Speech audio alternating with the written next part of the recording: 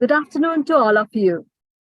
I'm delighted to welcome all of you to this exciting webinar on the opportunities in Swiss and Europe market for fish and seafood from Sri Lanka. I'm Yashika and I will be your host for today's session.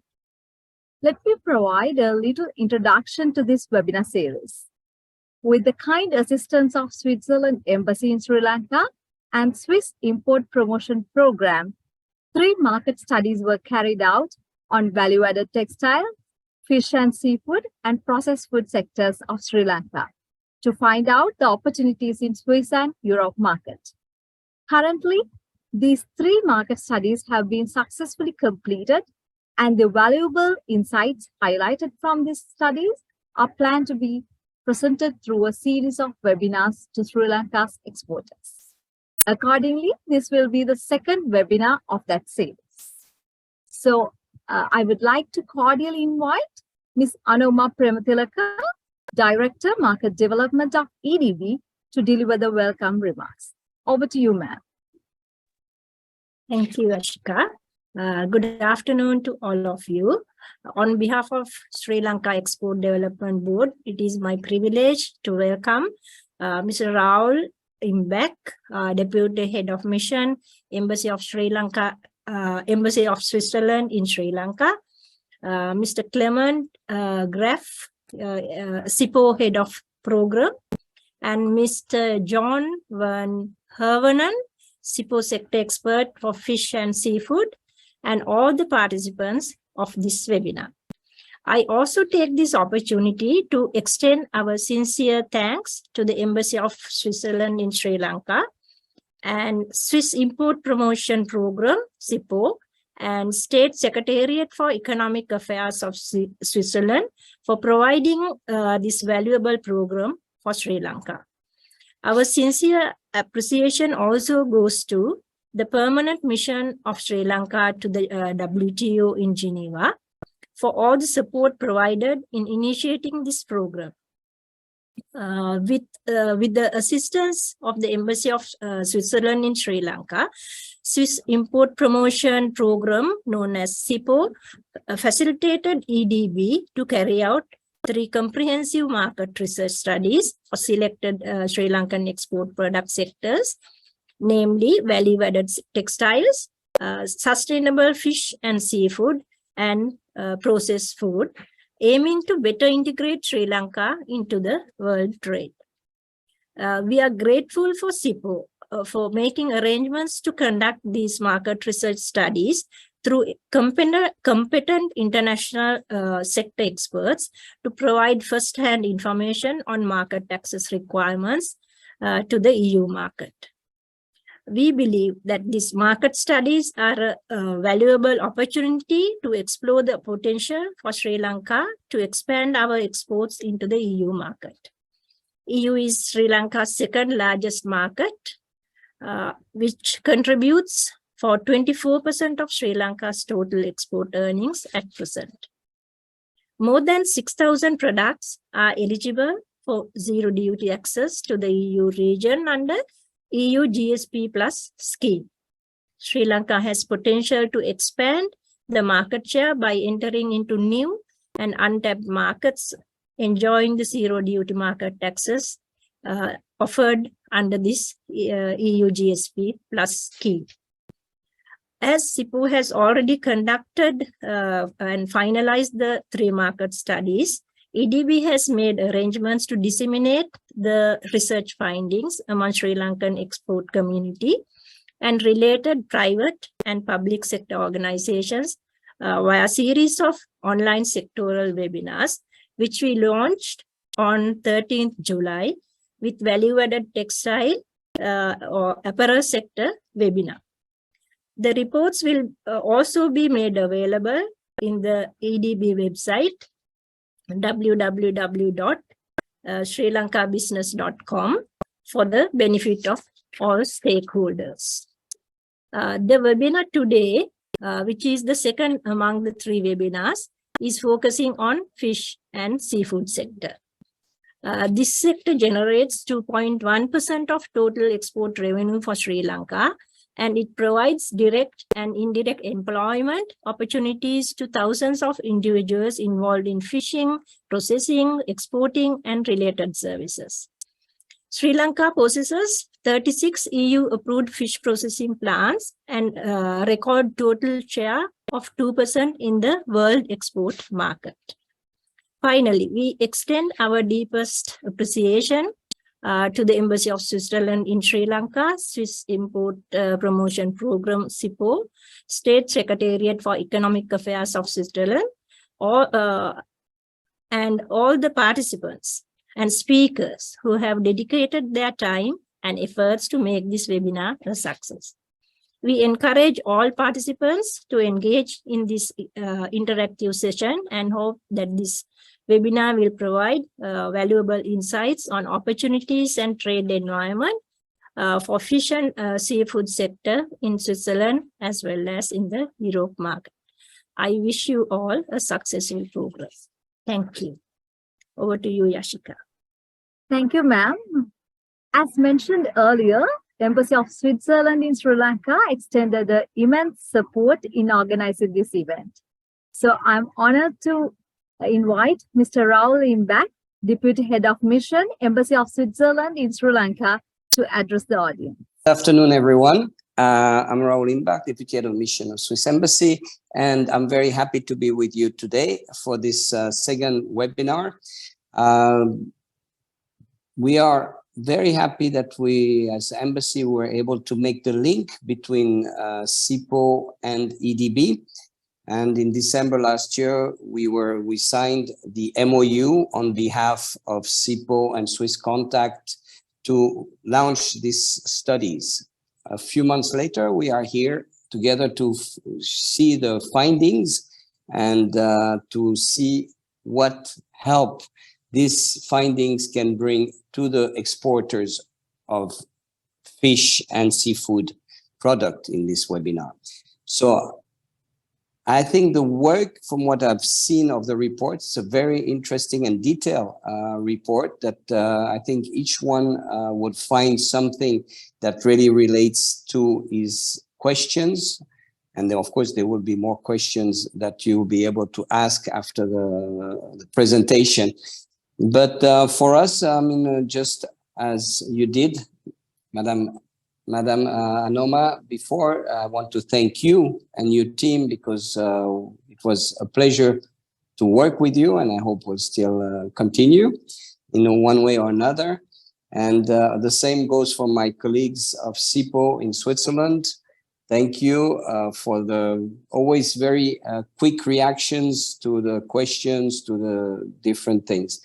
But I don't want to be too long, so I just hope that you have a good experience this afternoon and that really it will be a tool that you can use and that you'll be able with that to export easier to Europe and maybe avoid certain mistakes that we are commonly made. And now with this tool, maybe make your life a bit simpler. Thank you again. Unfortunately, I won't be able to follow the whole webinar today, but thanks God it's recorded, so I will be able to go back to it and see what has been discussed. So all the best and have a good webinar. Thank you. Back to you, Yashika. Thank you, Mr. Raul, for your encouraging words.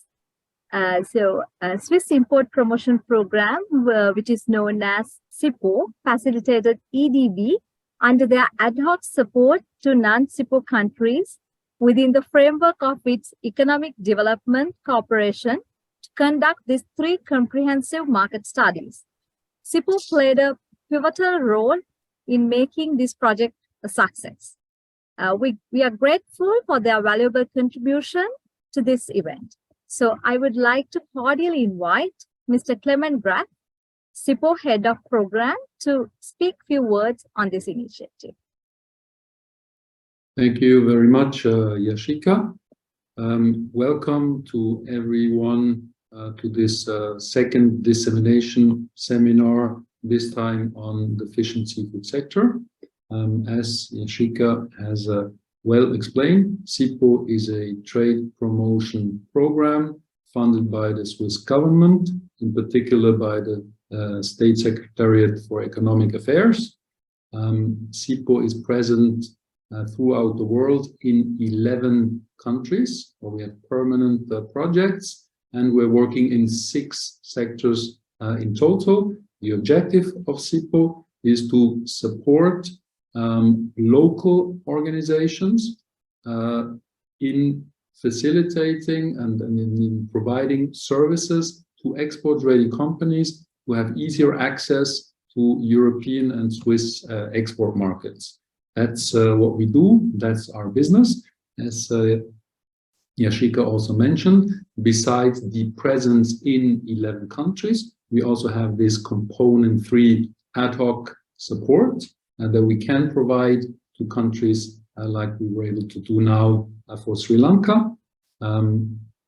It has been a very good and positive experience for us. I would really like to point out and to thank Anoma and EDB for the professional and very committed collaboration throughout this process.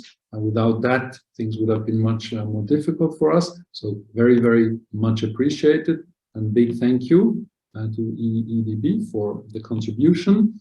As well, big thank you to Raul. There are always in these topics legal matters that have to be taken care of, contractual matters, and we could really count on the kind and efficient support of the Swiss Embassy in facilitating those processes. So thank you very much, Raul, also on behalf of SIPPO. Then, of course, today we are hearing from John. So SIPPO is working with a pool of international experts that support us in implementing the different projects, also in conducting studies. So without that pool of international experts, the work that SIPPO does would be not possible. So thank you very much, John, also for contributing to the study, and of course for taking the time today to disseminate everything in the best possible way to help local exporters with sharing the right information to access markets in Europe and to Switzerland.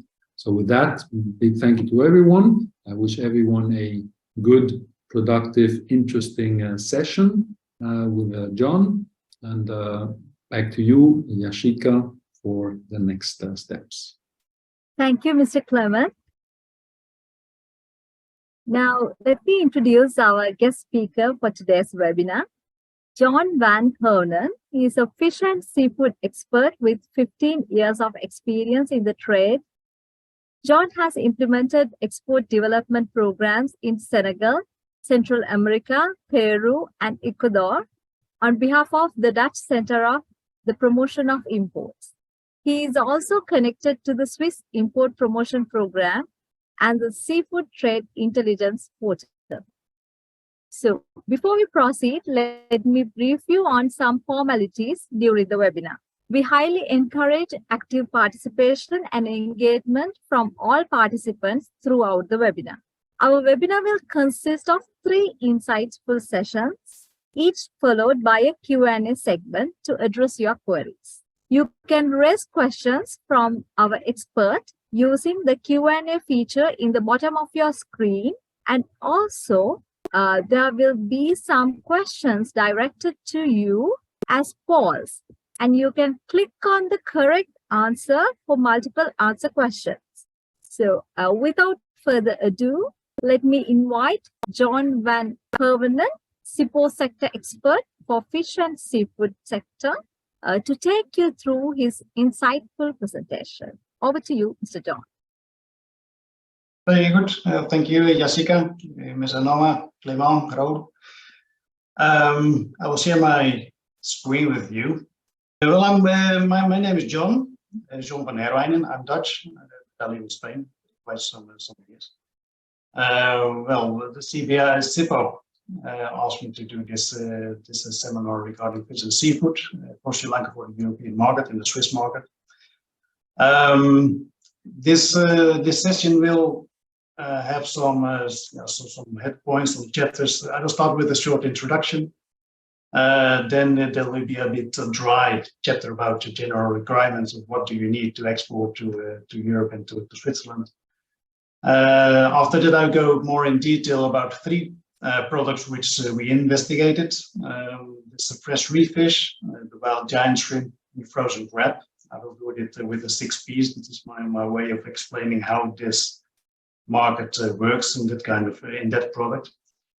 We will end with a conclusion and some questions and comments. But as Jessica said, after each product, we will do a short Q&A session also to solve your doubts. SIPPO, well, after Mr. Clément explained very good what SIPPO is, so I'm not going to repeat it again. Regarding my person, John van Herwijn, and I work this year 25 years in the sector, since 1998. I have my own commercial agency, so I buy and sell seafood all day. I'm in the market daily.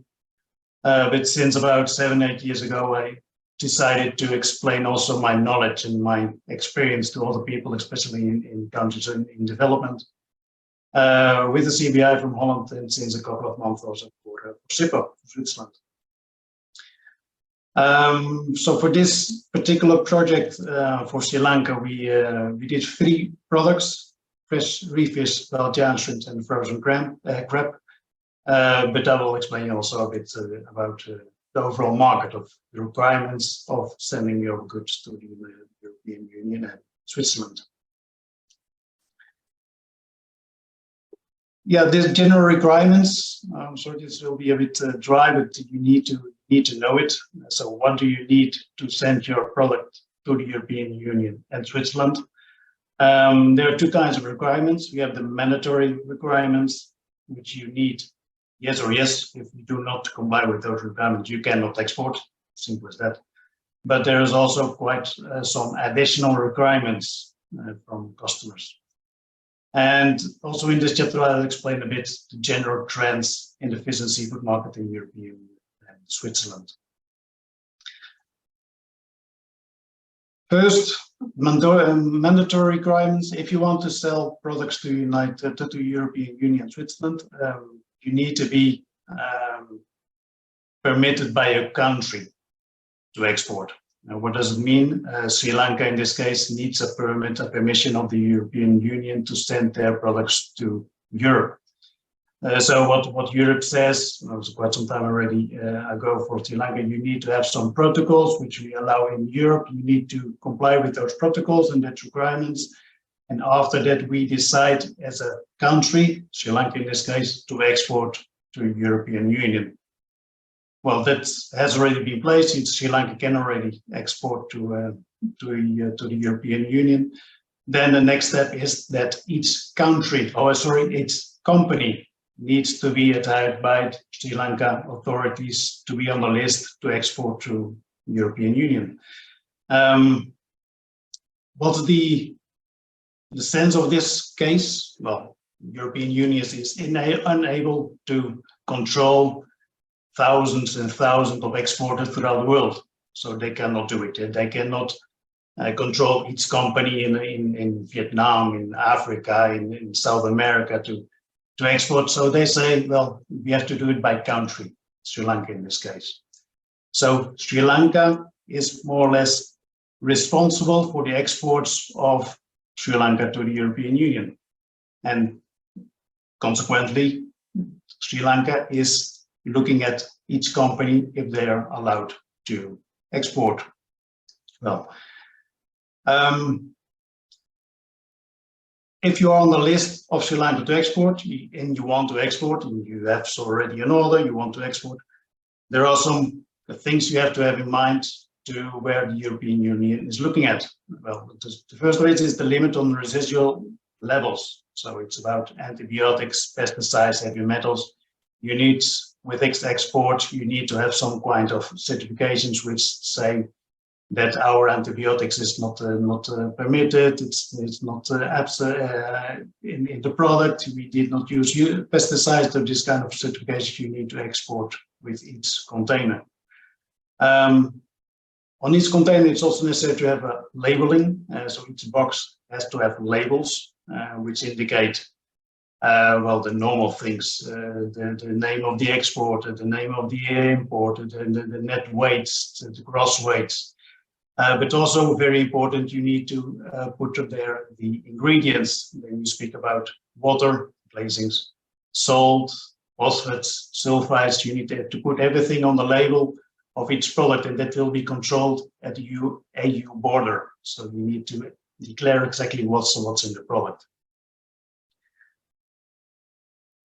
Another certificate that you need to export to the EU and also to Switzerland is a catch certificate. What does a catch certificate means? It's a proof that your fish or your seafood is caught without EU fishing. So it's not illegal, not unreported, not unregulated. So it's a kind of proof that your fish or your product is coming from legal sources.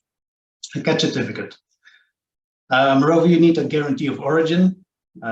This majority regarding import duties of each country, or if a European import from Vietnam, for example, they have to pay some import duties. They have from Bangladesh, they have to pay some import duties. So it's important to know from which country the product is coming from. So that's why your authority in Sri Lanka need to emit a certificate of origin, and that has to be demanded also by the container. Another mandatory requirement is the traceability. You need to know that a EU consumer, a Swiss consumer, they want to know where the product is coming from the larve or from the fish until the plate. So you need to be able to trace exactly the way a shrimp, for example, is made to the plate of a consumer. For two reasons. One, to be exactly to know what happened with the fish. It's not by illegal sources, unreported sources, unregulated sources, for example. But also if there's a problem with a box of shrimp in the supermarket, for example, you should be able to know exactly where the shrimp is coming from which pond, what did the shrimp eat during his life, and where the larvae is coming from which laboratory. So it's a total line of traceability. It's complicated to maintain it, but you have to find a way of having this traceability. All the necessary documents, this is the simple export documents, an invoice, a packing list. Maybe an importer asks for a non-drugs certificate, so you have to make another control in the border at the port of Sri Lanka to verify that there are no drugs in the container. So there's all the necessary documents. So if it's all correct, you can ship your container to the European Union or Switzerland. When it arrives, the container is being controlled. It depends on which country. If you send it to the Netherlands or Germany, that will be examined, especially on the product itself. So to see how much sulfate it has, how much phosphate it has, how much glazing, or what's the grading. But if you send the product, for example, to Spain or Portugal, they do not see this kind of thing. They just want to see the documents, but very strict. If there's just one thing which is not correct in documents, they can ask the importer to arrange new documents, and that costs already 2 weeks more. In 2 weeks, it's about $300 a day of the demurrage, so that's taking a lot of time and a lot of money.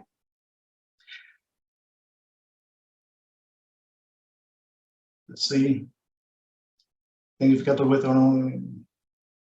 I have some questions in between, but I will ask them. I will do it later on. That's right. So these are the mandatory requirements. You have to comply with those requirements to send your products to the European Union and Switzerland. Yes or yes. If you do not have it, you cannot export. Very simple. But then you have some additional requirements, and normally the additional requirements are from the customers. Well, I know it's not your favorite subject. I'm sure it's not your favorite subject, but it's about certifications mainly. Food safety certifications, so your processing plant, sustainability certifications, MSC, ASC, BAP, Global GAP, social responsibility certification. These, but I will detail more in advance these kind of certifications when I speak about the products. But these can be additional requirements. You have to have these kind of certifications if you want to export to the European Union. Since a couple of years, there is a European Green Deal. Maybe you heard of it. Yeah, it's about emissions, carbon monoxide, pollution, climate change, and for sure that within a couple of years, its mandatory requirement will be more severe and more strict to send products to Europe, to the European Union for sure. One example, for example, nowadays in Spain, if you send a container of shrimps to Spain, you have to put the number of kilos of plastic used in that container, the layers of the shrimp, for example, to close the box. And at the end of the invoice should mention in this container there's 150 containers of plastic used. And then the importer pays €1 per kilo of plastic, 150 euros per container. Doesn't seem much, but if you import 350 containers a year, that is a lot of money. So this is already one of the points of the European Green Deal. This will be more and more. Trends.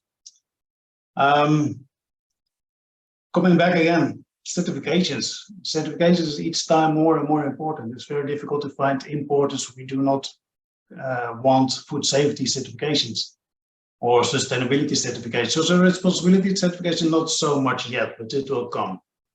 But food safety certifications like BRC or IFS are almost mandatory. So that is already a trend. So you need to get that kind of certifications.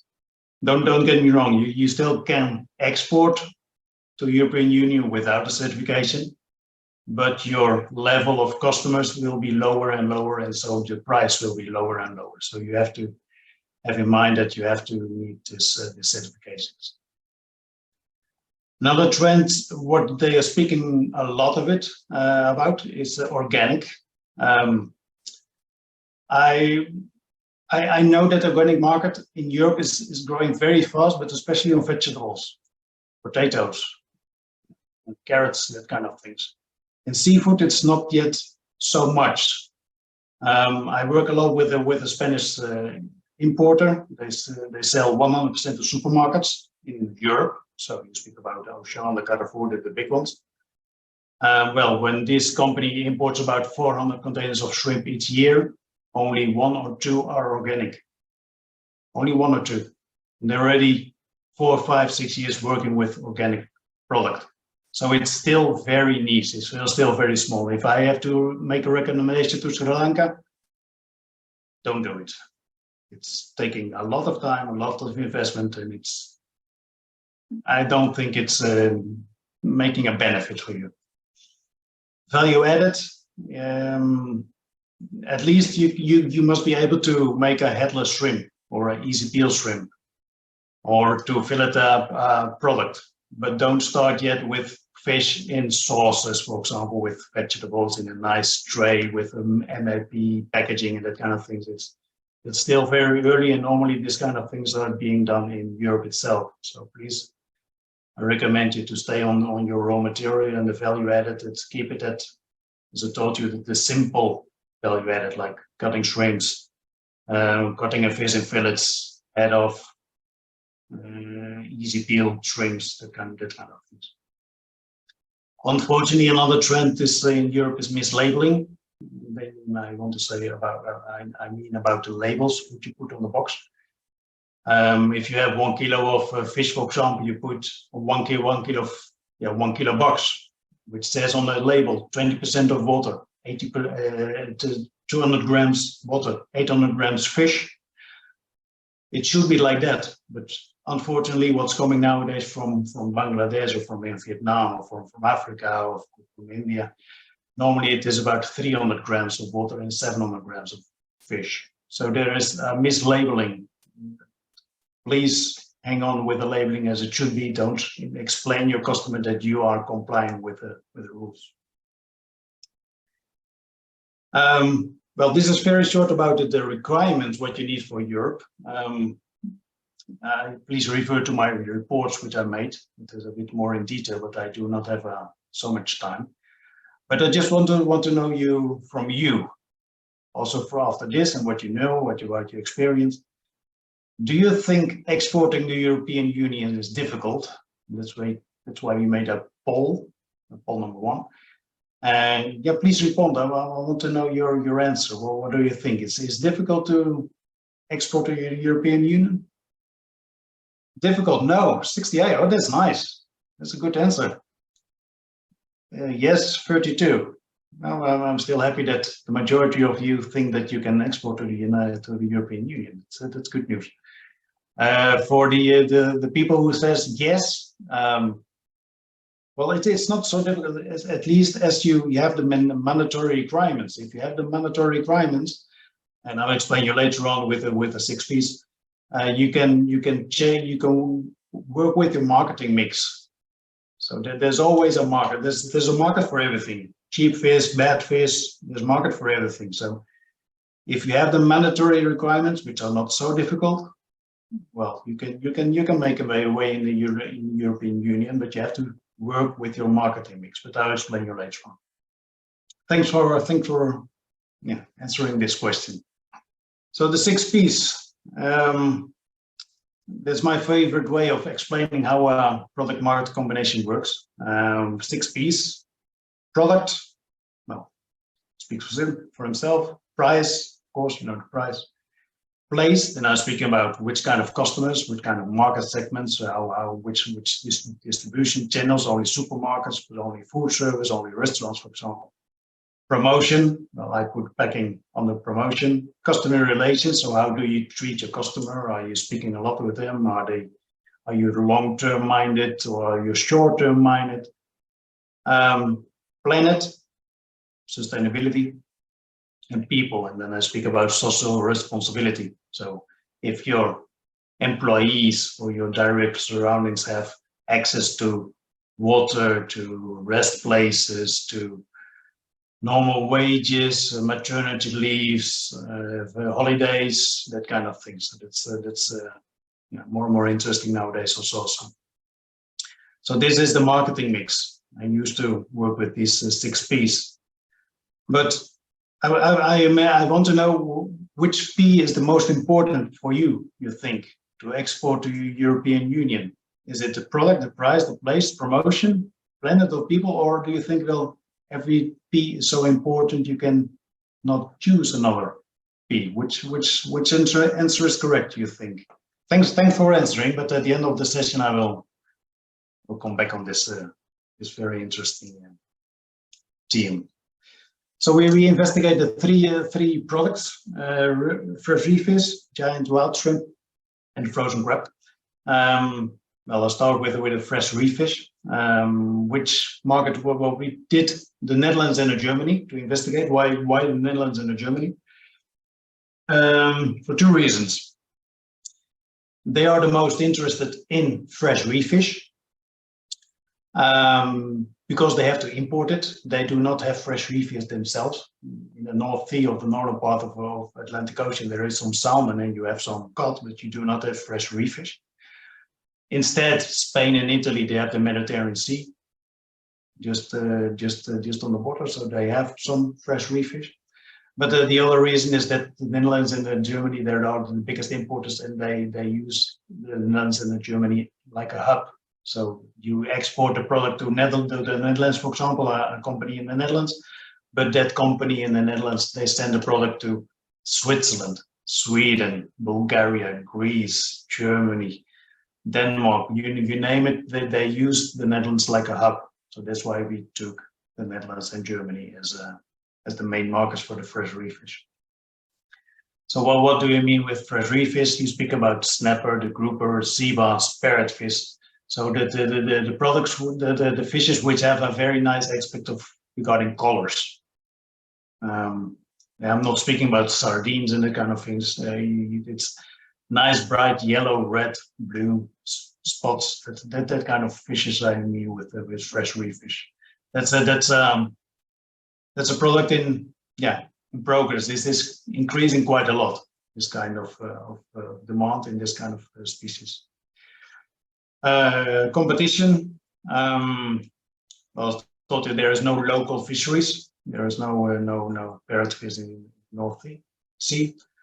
You have some competition of alternative products, salmon, cod, but it's not so much. But your competition especially is coming from other origins. So you speak about the Seychelles, you speak about Maldives, you speak about Vietnam, you speak about Indonesia, but also you have to think about Senegal, Mauritania, Panama, Costa Rica, Mexico. So your competition is coming from all the world, but as it seems that there's a lot of competition, there is still more demand than offer. So it's still a good place to export to Europe with this kind of fresh reef business. What do you need for a fresh reef fish? Well, you need a guarantee of health. The product must be fresh. After 2 days of getting the fish out of the sea, you have to have it in the plane and direction Europe.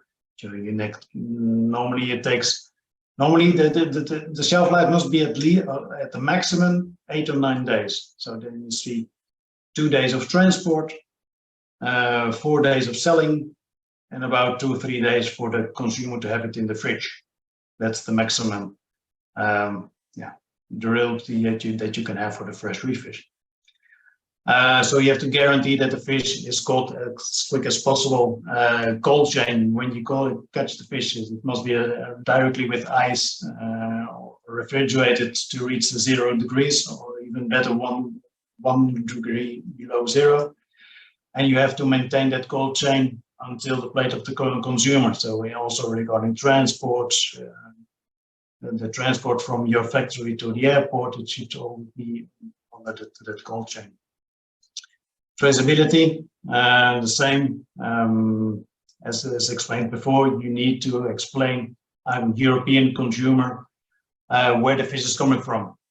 So if it's legally fished, reported, regulated, and moreover, if there is a problem with your fish, you should be able to trace it until the captain of the fish and on which day the fish was caught. So that's all a way of traceability. Value added for this fish, for fresh reef fish, is almost nothing. As I told you, the consumers want to see a very nice, bright fish with a lot of colors, or with a head on, with big eyes or very small eyes. With a big nose or a small nose, they want to see it. So normally it's only gutted. So normally what you say sent to Europe to the fresh reef fish is only gutted and nothing more. Don't try to make fillets and that kind of thing, because normally, if it's necessary, the customers do it themselves in Europe. Well, your favorite again, I'm sorry, it's quite expensive, fresh reef fish, and you have to need your IFS, BRC, or ISO, your processing certifications. I know it's costing a lot of money. I know it's costing a lot of work, but if you speak with the 3 or 4 or 5 biggest importers in the northern part of Europe, they are not going to buy fish which is not certificated yet. So you have to do it. It's almost mandatory to have your IFS or BSC certification to sell reef fish to Europe. Again, don't get me wrong, there is still a way to send it to Europe, but you will not reach the 4 or 5 biggest customers. So you need to lower a bit your expectations. Price for fresh reef fish is very, how do you say it, subject to the buyer's perception. Normally they receive a trial order, the customers, and they say, well, I am prepared to pay this for this fish, because they know exactly what's coming from Mexico, they know what's coming from Indonesia, so they know that a big red snapper for 3 kilos is worth, I say around $10. They're not going to pay you $20. That's simple. So normally it's about the buyer's perception. Then you say probably, that's quite complicated if the buyer decides price. Yes, but you have to have in mind that there's still more demand than offer. So also for the buyer, it's interesting to have as much product as possible. They want 10 times your deliveries, 20 times, 50 times your delivery, not just one delivery. So they know that if I'm not going to pay enough, you are going to another customer. So you have to have trust in your importer because it's also in their interest.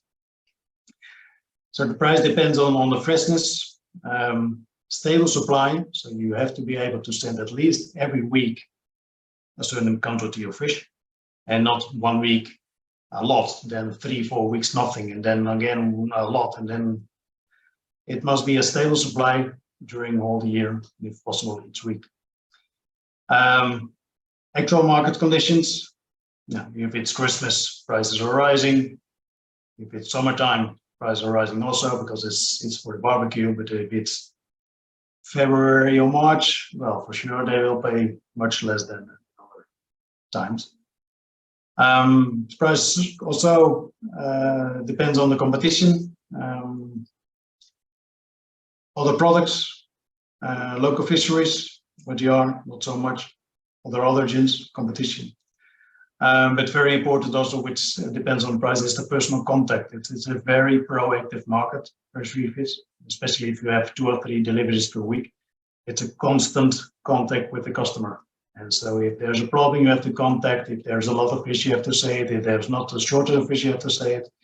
It's very proactive, and you have to go in that flow. If not, you're going to lose your customer. So, price.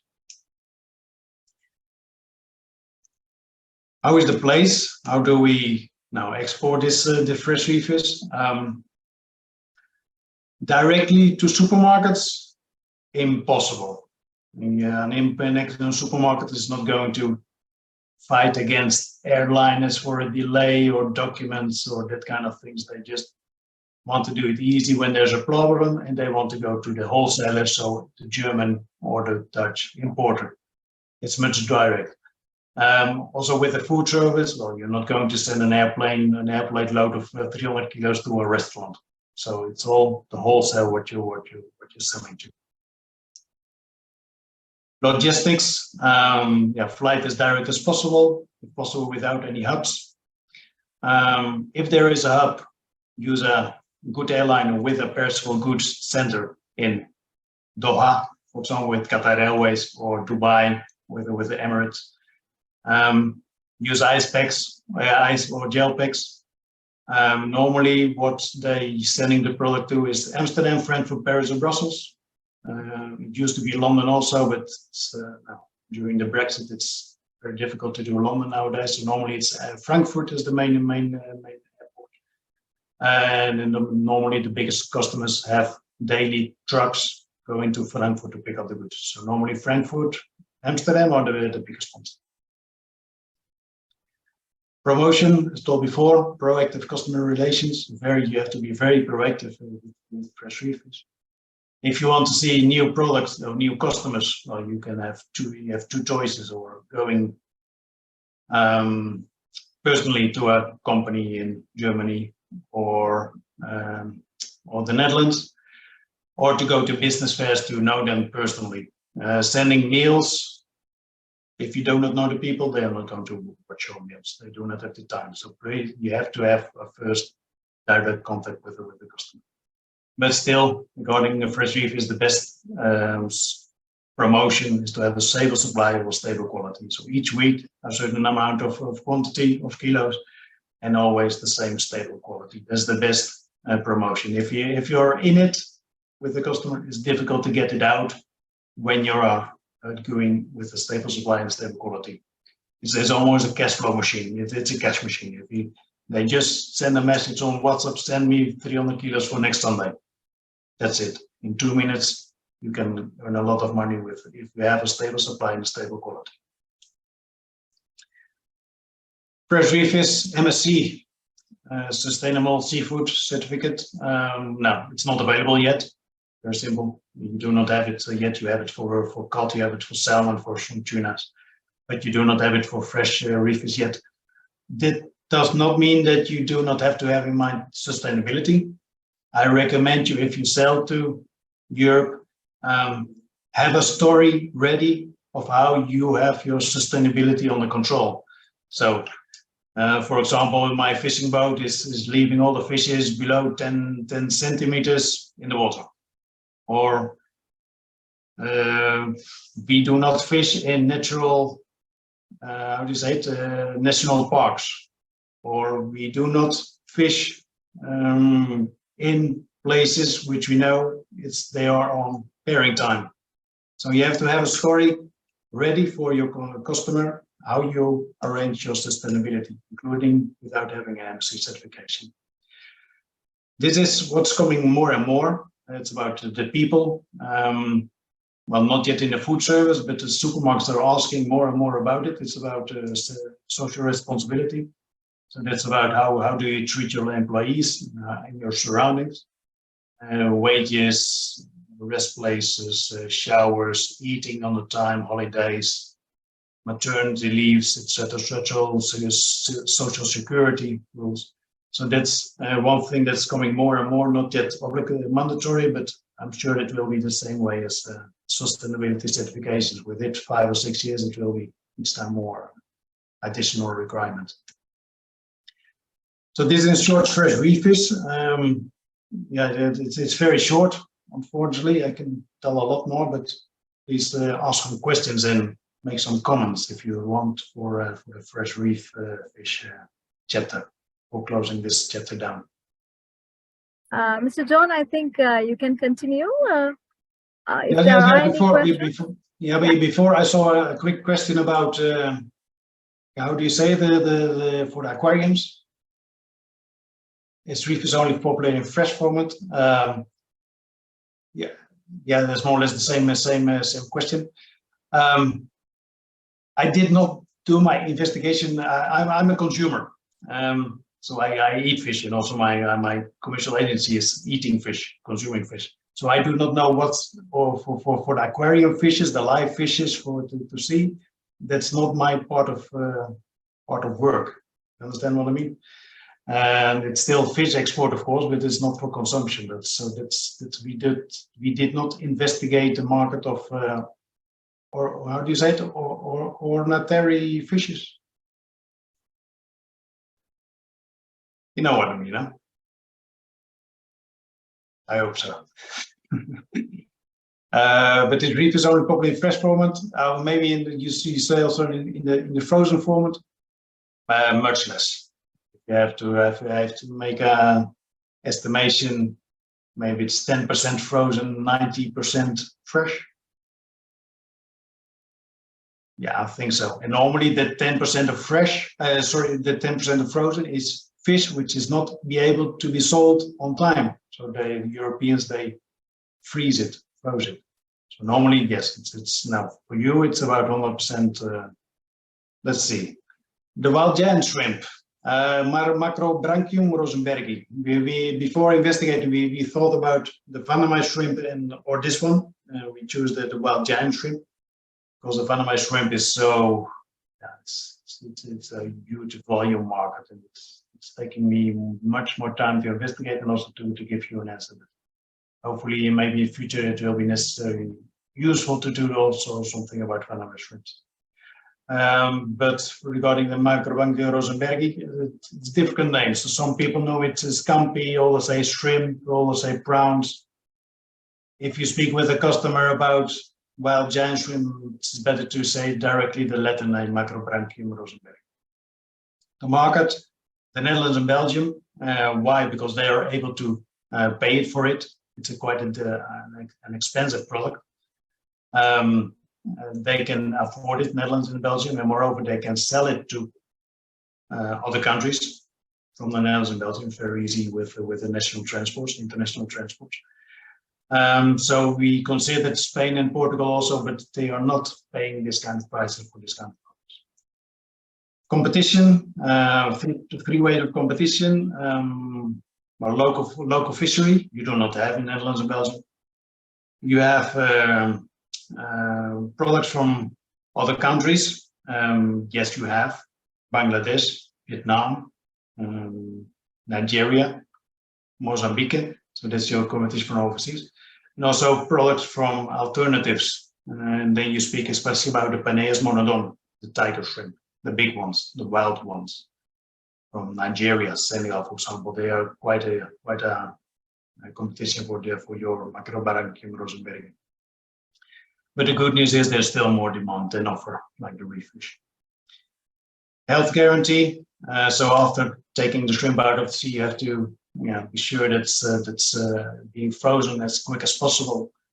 You have to maintain your cold chain, so to freeze it at -20 degrees as quick as possible, and to maintain during all the transport onto the plate of the customer at -20. Traceability. I'm not going to repeat it. You know now what traceability is. Also for the giant shrimp, you have to have it in mind to be able to explain where the product is coming from, who caught it from the sea, which captain.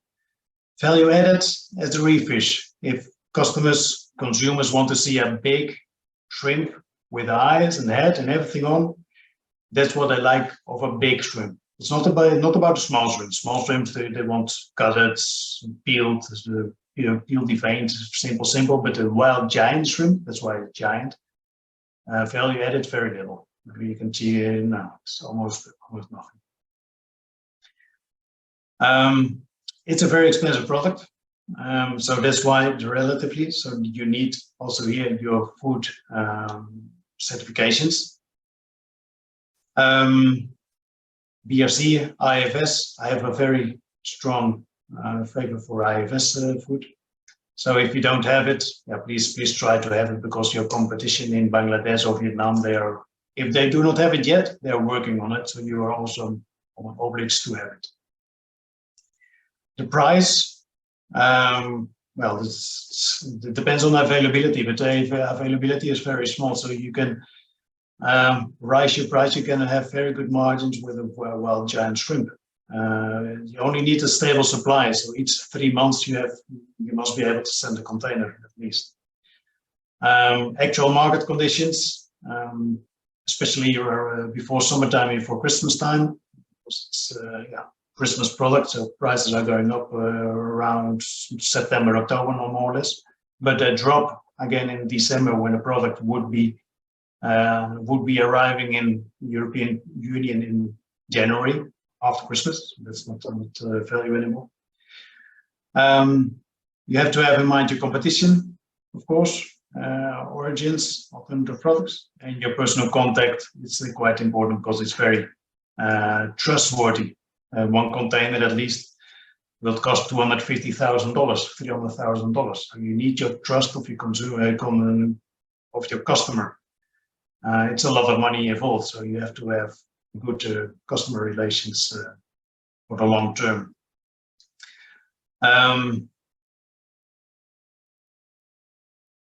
How do you sell it?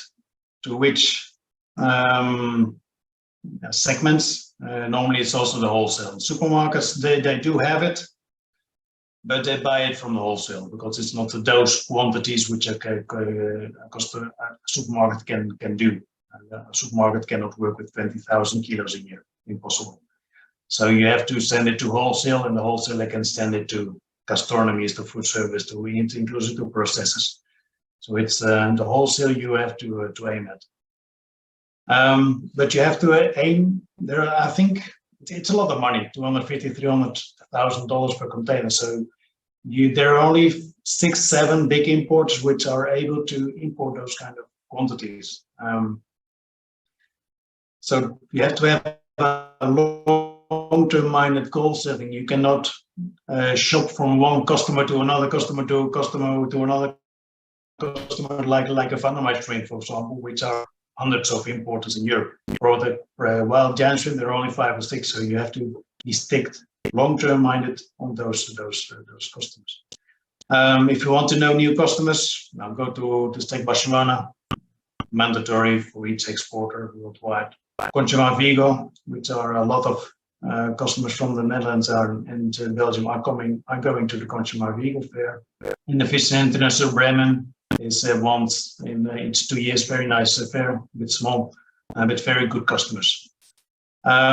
Stable supply with stable quality, as explained before, that's the best promotion. Just have always the same product And with a stable supply, within a couple of hours, you can sell a container easily. So that's the best way of promotion. Long-term minded, stable supply, stable quality. Packing, well, the majority of the wild gems will be for food service. So for the restaurants and kind of things, you do not need fancy packing. You're not going to put it in a supermarket. And when it's going to a supermarket, normally the European importers repacking it under their own brands. Well, this is just a picture of what I do quite a lot. This is a Peneus monodon from Nigeria. It's 6 to 8, maybe an 8 to 10. This is your competition also.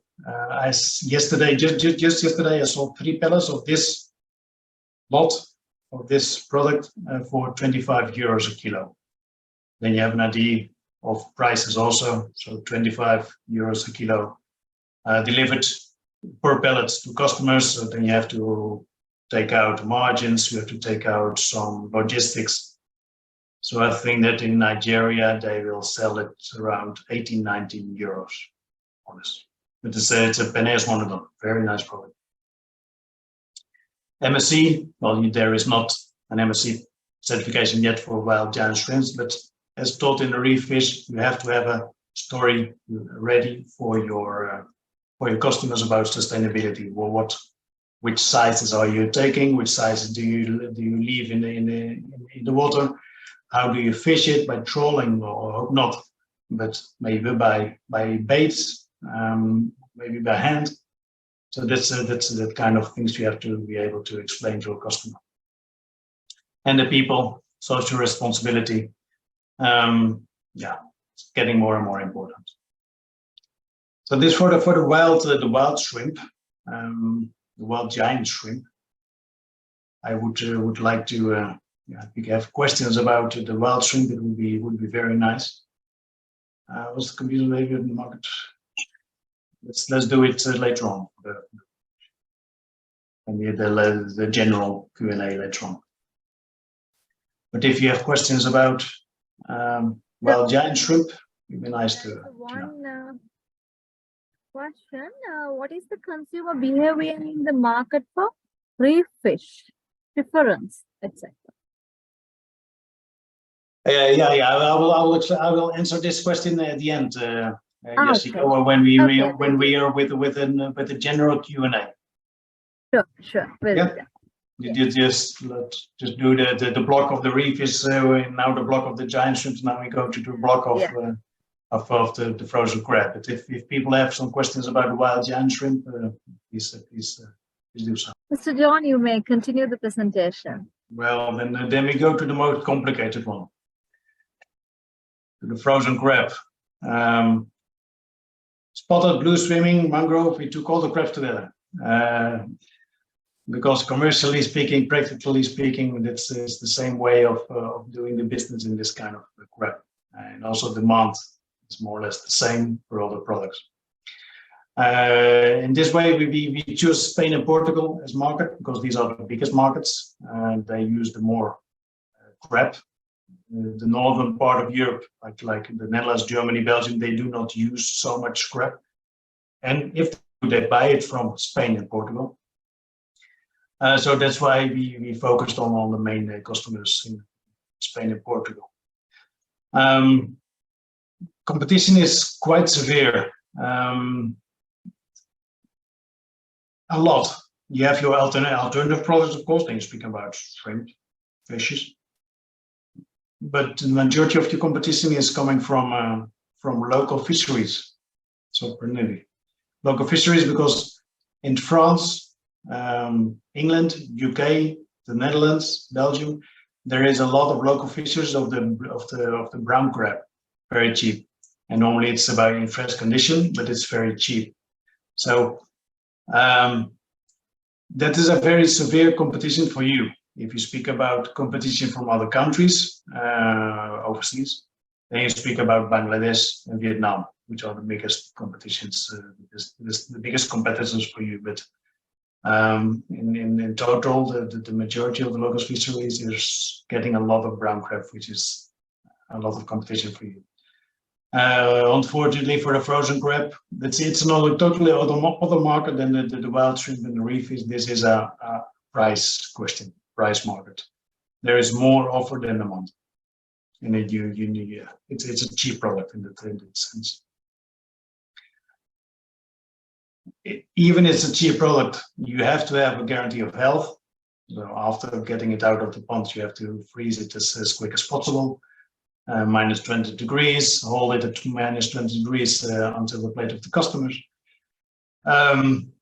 So there is a need for a guarantee of health. It's not that it's a cheap product, so we can put in a box what we want. No, it must be of a good quality. Because have in mind that your product is being controlled also at the EU border. The customs, they're opening your boxes, they see what is in it, and when it smells not as it's used to smell, they send back the container, so you cannot put it what you want. Traceability, well, you have to know where the product is coming from which pond, what does it eat, when does the larvae come from. You have to have an exact line from the beginning to the end of what happened to the crab. Value added, much more than reef fish and giant shrimp. You must be able to do only clusters, bodies, for example, legs. Maybe the meat, maybe you can cook it. So you have to have quite some more value added possibilities than the two products mentioned before. Value added, you also can work with other kind of packings, so in 500 grams or 2 kilograms packaging. So you have to have more possibilities to work with the value added.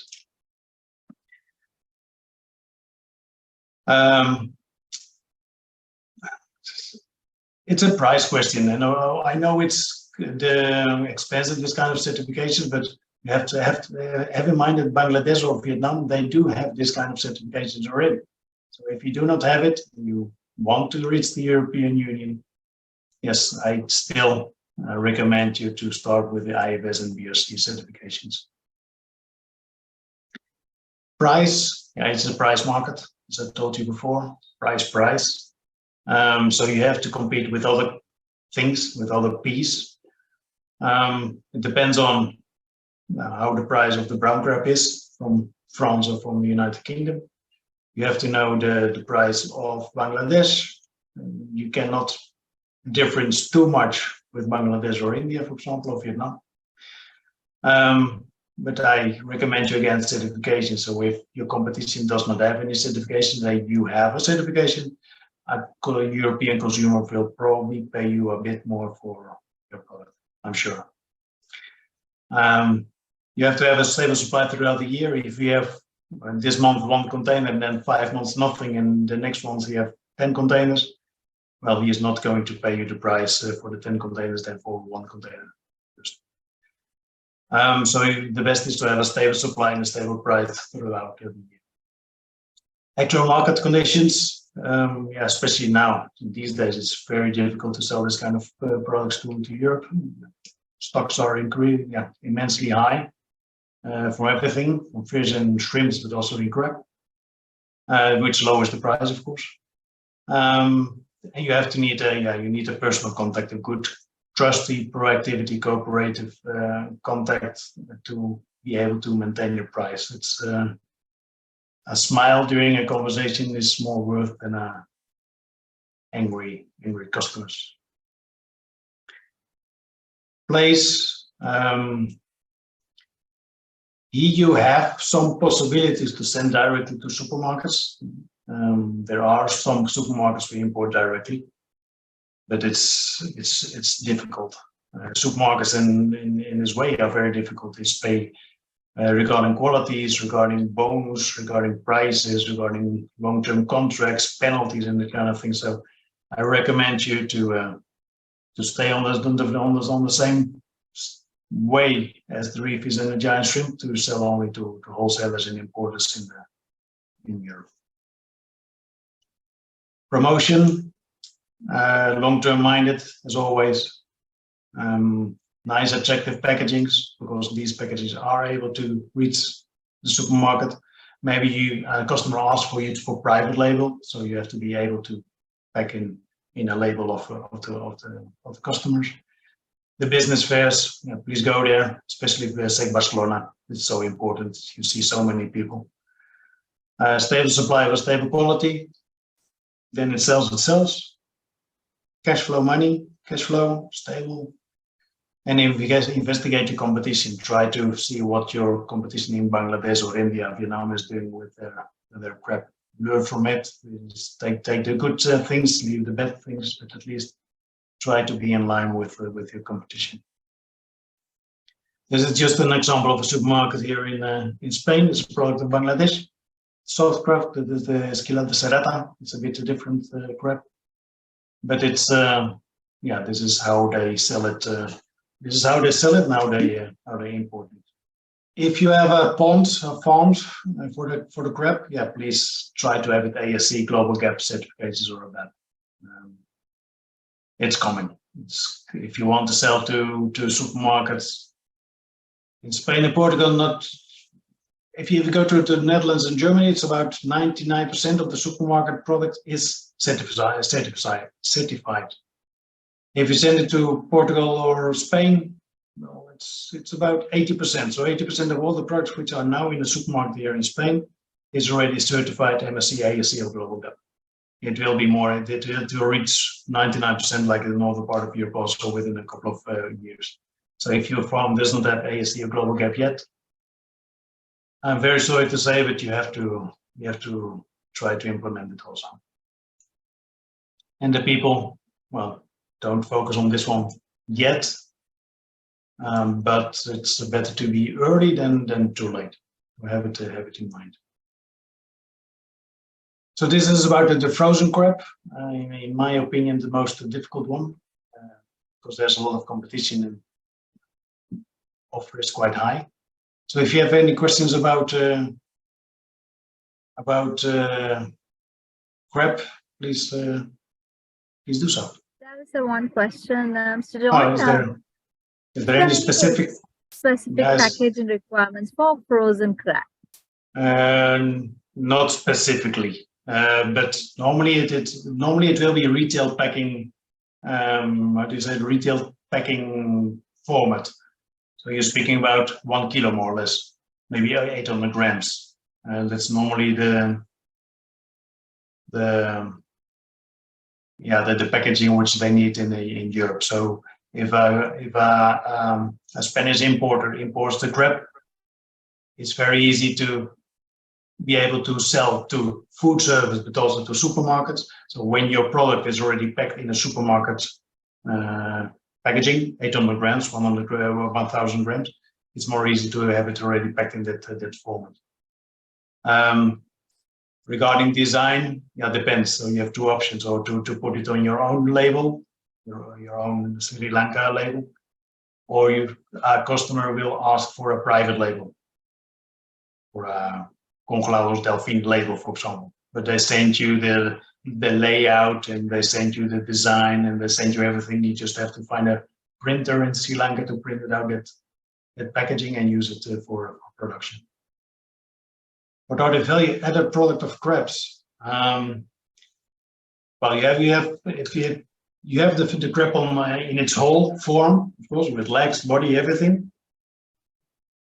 When I mean with value-added, you have to be able to sell only the legs or only the bodies.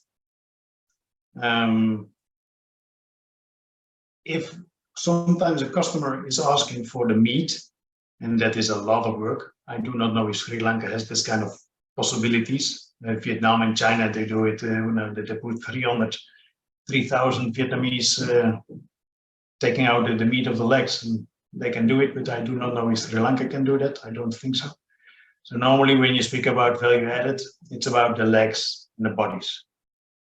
John, we can move on. Yeah, and so we're almost done. Eh? This is already.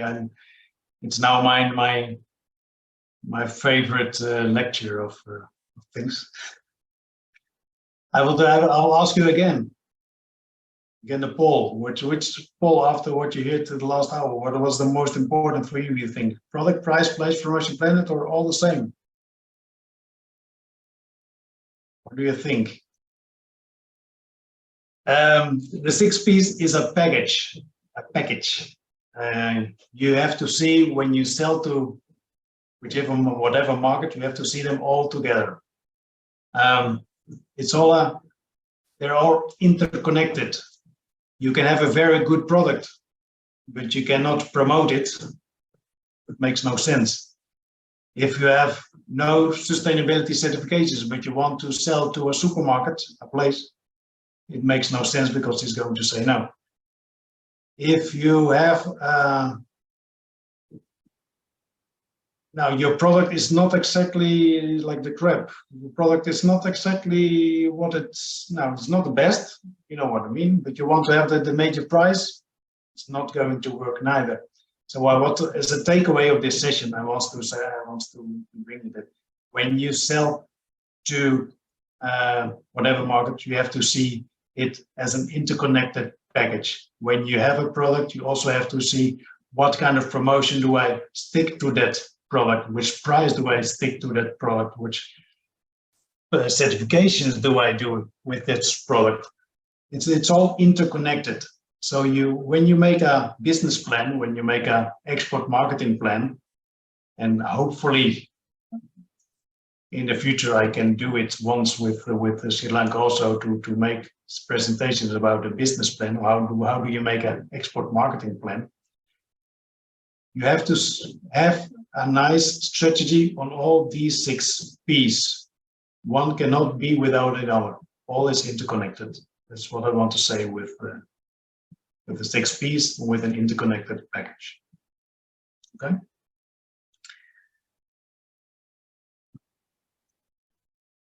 So conclusion, design a strategy based on the marketing mix. If you want to sell to whatever market, also the European Union, Switzerland, of the 6 P's, have all 6 P's in mind. If you cannot compete on price, try to compete with another P. If you cannot compete with sustainability, try to compete on another way, quality of your product, price, for example. But the major point is try to make a stable supply of a stable quality. Set your goal on container number 20 and not container number 1. It's very nice to do a first order, very nice. But me, myself, I'm always much more interested in my 20th delivery than the first delivery. So have your strong long-term minded. And it's very difficult. I see it a lot with Vietnam. I worked a lot with Vietnam, with the Baza, with the Pangasius. It's a shitty product, but they want it here. First container also perfect. Second container perfect. Third container a bit less.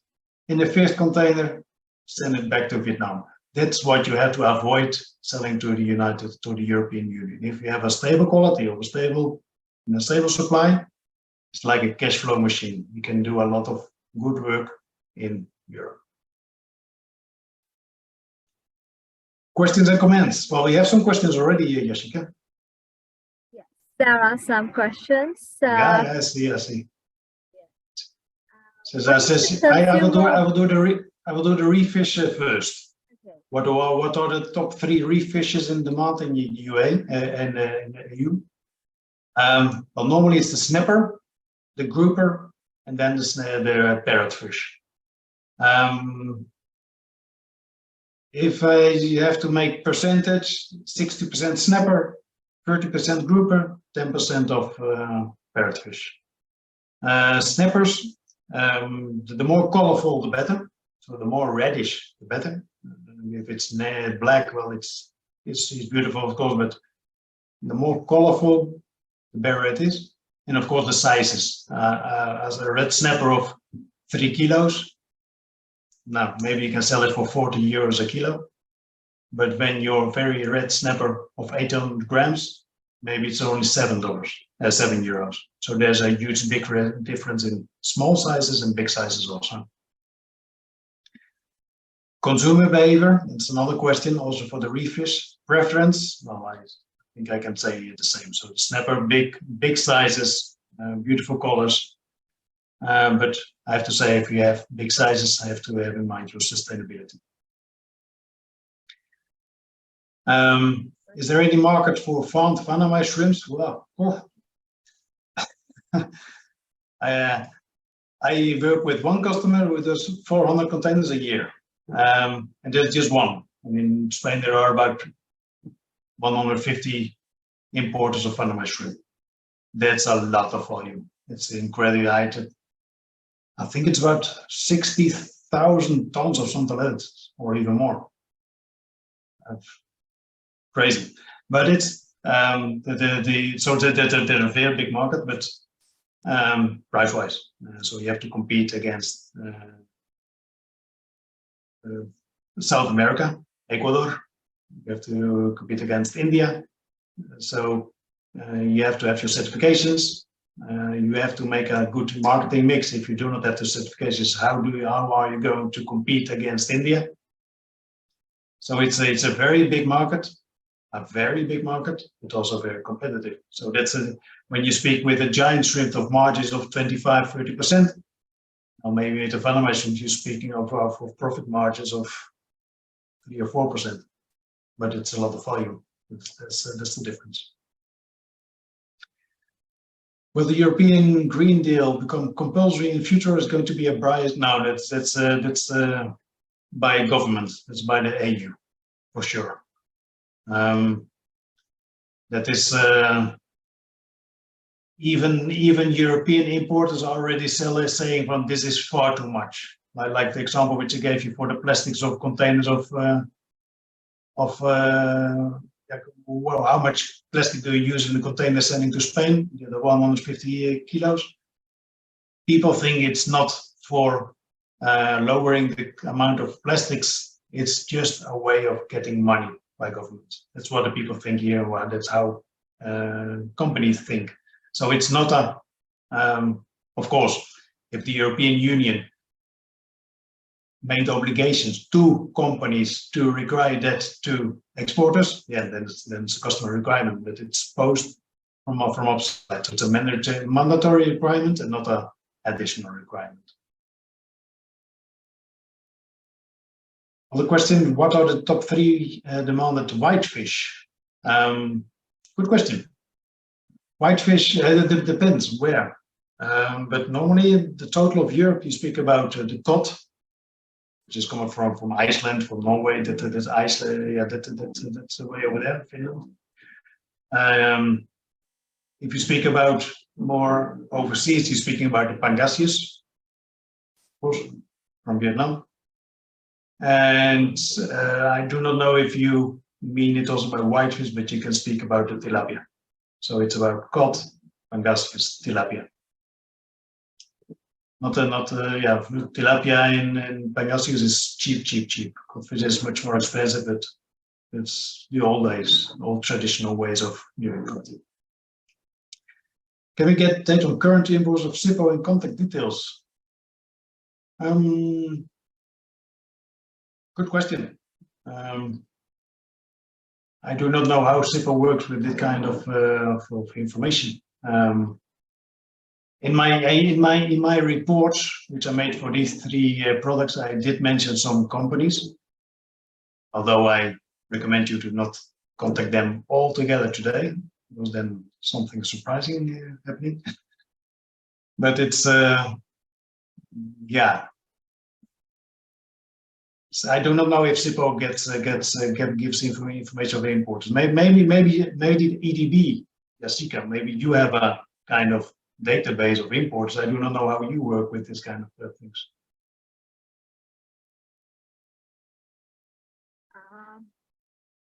Actually, we assist our exporters to find buyers. So there are many ways EDB involved in that. So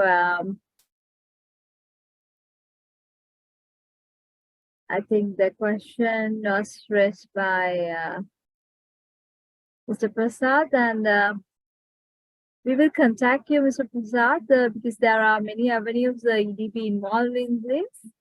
So yeah, you can pass me my details. No problem. Support you. I'm not going to buy or to sell for new customers. I'm full of my time. But if they want some information, they can always contact me by mail, of course. No problem. Never mind the time difference, but I'm commercially speaking, I'm not going to buy or sell. I'm full of my commercial agency. I'm full. But for information, you always can contact me without a problem.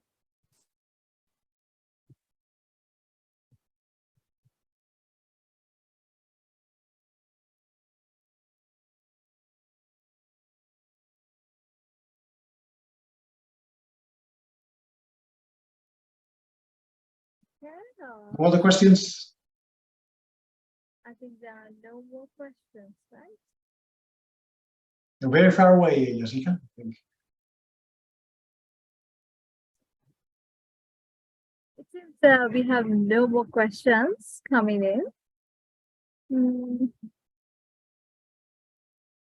Okay, so thank you, Mr. John, for your detailed presentation. So, as mentioned earlier, EDB has published the market study conducted by SIPPO expert on the opportunities in the Swiss and European market for fish and seafood from Sri Lanka in the EDB official website. So let me show you the location where you can access the report and obtain more insights in the website. Let me share my screen and show you.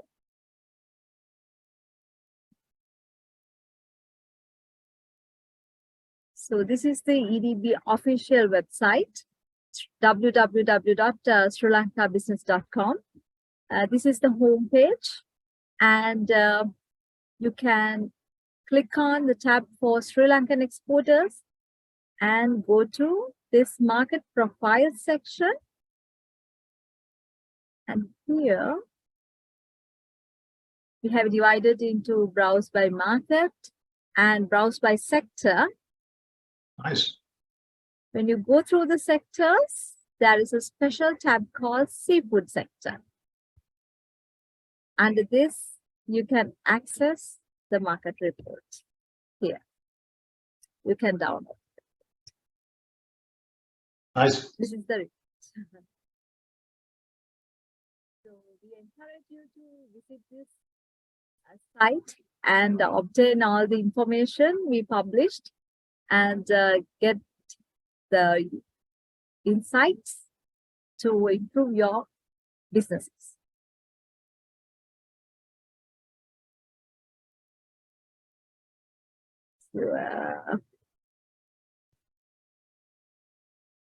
There's one more question I would like to raise, Mr. John. Is it okay now? No, of course.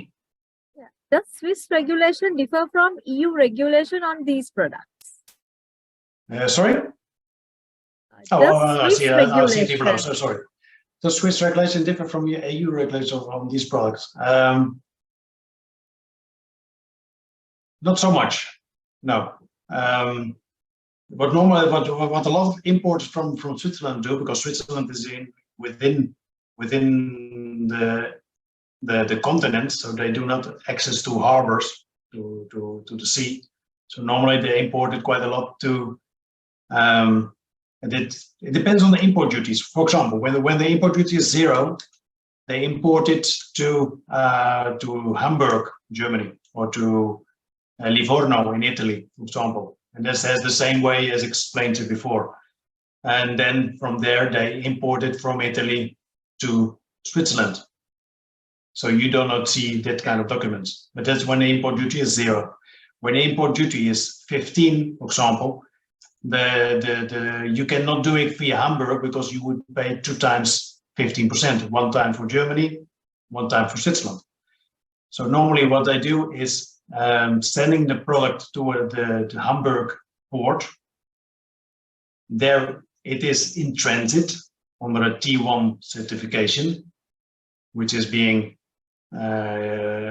emitted by your authority in Sri Lanka. So it's a T1 transit formulation. Then the product is being unloaded from the container, put in a truck, and the truck goes to Switzerland. And there, when it arrives in the Switzerland border, they do that information for the import duties. So they pay that 15% of import duties. So it's almost the same. The only thing is when they import directly, So without paying the import duties in Germany, you need that T1 transit information certification, but it's quite easy. But regarding the requirements, regarding labeling, regarding residual levels, regarding phosphates, regarding CAT certificates, etc., it's all the same. So this also Switzerland needs that kind of information. Okay. So thank you, Mr. John, for your valuable insights. Come a bit closer, Jessica. All right. Yeah. Thank you very much for your valuable insights. So as we approach the conclusion of our captivating webinar, we extend our heartfelt gratitude to the Embassy of Switzerland in Sri Lanka, Swiss Import Promotion Program, and State Secretariat for Economic Affairs of Switzerland for providing this valuable benefit for Sri Lanka. Thank you once again for your unwavering support and participation. Wishing you all continued success in your endeavors. And until we meet again in our next webinar, stay safe and take care. Thank you very much. Thank you all.